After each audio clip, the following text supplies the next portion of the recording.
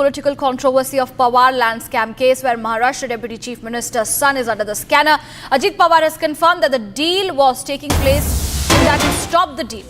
When Republic TV questioned him, he maintained silence and now he has been forced to admit of a deal. Pawar there accepts the deal and says that he has stopped it.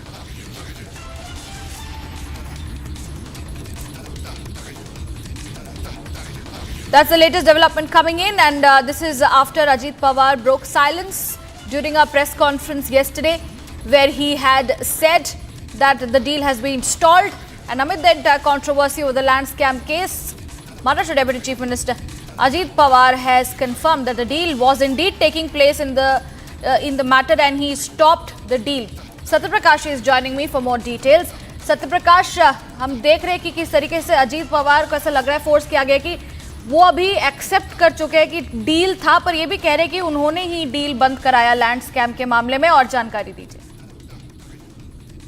देखिए, अजीत पवार कहीं फंसते नजर आ रहे थे, इसीलिए कहीं न कहीं कल उन्होंने शाम को मीडिया से बात करते हुए कहा कि जो डील है उसको कैंसिल किया गया है। इसके बाद महाराष्ट्र के मुख्यमंत्री ने नागपुर में बात करते हुए कहा कि जो कमेटी है, कमेटी जांच कर रही है, साथ ही 2 एफआईआर दर्ज हुए हैं। दोनों एफआईआर जो दर्ज हुए हैं पुणे पुलिस को जांच कर रही है। लेकिन जिस तरह से विवाद आया उसके बाद कहीं कहीं महाराष्ट्र सरकार एक्शन मोड में आई और जो डील है, डील को कैंसिल किया गया है। रात में ही डील को कैंसिल किया गया है और इस मामले को लेकर जांच शुरू है। कमेटी जांच कर रही है कि जिस तरह से स्टैंप ड्यूटी का मामला है उसको लेकर जांच कर रही है। दूसरा, जो 1800 करोड़ की जमीन को 300 करोड़ रुपए में लिया गया, इन सारी चीजों को लेकर जांच किया जा रहा है। क्योंकि अजीत पवार इसलिए फंसते नजर आए क्योंकि बेटा है, साथ में ये सामने आ रहा था कि अजीत पवार का पावर इस्तेमाल करके कहीं कहीं जो बेटा पार्थ पवार ने इस्तेमाल किया और जिसकी वजह से 1800 करोड़ की जमीन जो है सिर्फ 300 करोड़ में लिया। इन सारी चीजों को लेकर और साथ में एक चीज सामने आया कि जो डॉक्यूमेंट सारे दिए गए, सारे डॉक्यूमेंट फर्जी हैं।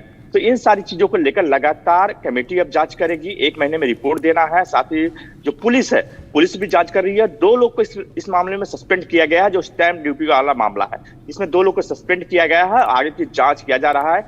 जिस तरह से लगातार विपक्ष सवाल खड़े कर रहा था, लगातार प्रोटेस्ट हो रहा था, पुणे प्रोटेस्ट हो रहा था, मुंबई प्रोटेस्ट हो रहा था, तो कहीं कि सरकार दबाव में आकर कहीं कहीं बड़ा कदम उठाया है। लैंड डील जो रुका था वो कैंसिल कर दिया है और आगे की जांच शुरू हो गई है। जी सत्य प्रकाश, इस वक्त हम यही समझ रहे कि कहीं लैंड डील को बंद कर देना ही प्रॉब्लम का सलूशन नहीं है। जो लोग जो प्रोटेस्ट कर रहे थे इस मामले पे, उनको इस पे क्या मुआवजा दिया जाएगा या फिर उनके लिए इस मैटर पे क्या आगे की कार्रवाई करी जाएगी अजीत पवार के बेटे पे? देखिए, अभी साफ तौर से जिस तरह से एफआईआर में पार्थ पवार का नाम नहीं है, क्योंकि ये सवाल खड़े किए जा रहे हैं। कल अजीत पवार से भी ये सवाल पूछा गया कि आखिर 99% जिसका शेयर है 99%, उसके खिलाफ एफआईआर दर्ज क्यों नहीं हो? क्योंकि जो पार्टनर थे दिग्विजय पाटिल, जो कि पार्थ पवार के रिश्तेदारी है, जो दिग्विजय है वो भी रिश्तेदारी है, और जो दूसरा है 3 लोगों के खिलाफ एफआईआर दर्ज हुआ, लेकिन पार्थ पवार के खिलाफ एफआईआर दर्ज नहीं हुआ।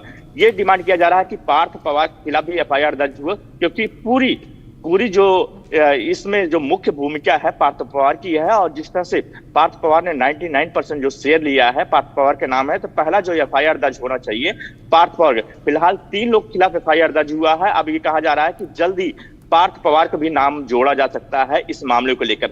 दूसरा ये कि जो जमीन है, जमीन सरकार ने ले लिया, क्योंकि पहले जो सरकार के हाथ में ये जमीन थी और फिर से सरकार ने इस जमीन को हाथ में ले लिया।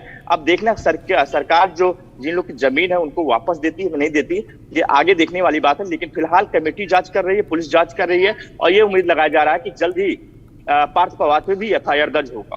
जी बिल्कुल, धन्यवाद हमारे साथ जुड़ने के लिए और ये तमाम जानकारी इस वक्त देने के लिए। इस